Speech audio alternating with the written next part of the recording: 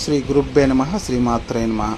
స్వామి, ఇది గానగాపురం క్షేత్రం స్వామి. ఈ గానగాపురం అనేది కర్ణాటక మహారాష్ట్ర బార్డర్లో ఉంటుంది.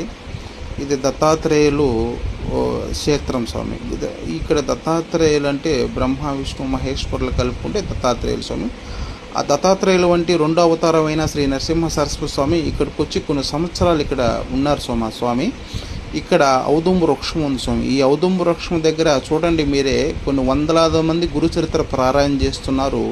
మీరు పారాయణ చేసేటప్పుడు ఇక్కడ చూడండి, ఈ ఔదుంబ వృక్షం ఆనుకునే పక్కన భీమా అమరజా నది సంఘం ఉంది స్వామి.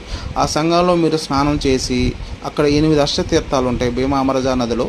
అక్కడ స్నానం చేసి ఈ ఔదుంబ వృక్షం దగ్గర వచ్చి గురుచరిత్ర పారాయణ చేయగలిగితే మీకు చాలా అద్భుతాలు జరుగుతాయి స్వామి. అదేవిధంగా ఈ ఔదుంబ వృక్షంలో ప్రతిరోజు తెల్లారుజాంకాడ 2:20కి శ్రీ నరసింహ సరస్వతి స్వామి అంటే దత్తాత్రేయుల వంటి రెండో అవతారమైన శ్రీ నరసింహ సరస్వతి స్వామి ఈ ఔదుంబ వృక్షంలో వచ్చి 2:20కి వస్తారు స్వామి. తెల్లారుజాంకాడ వచ్చి అతను స్వామి గారు చూస్తారు మీరు గురుచరిత్ర పారాయణ చేసేది.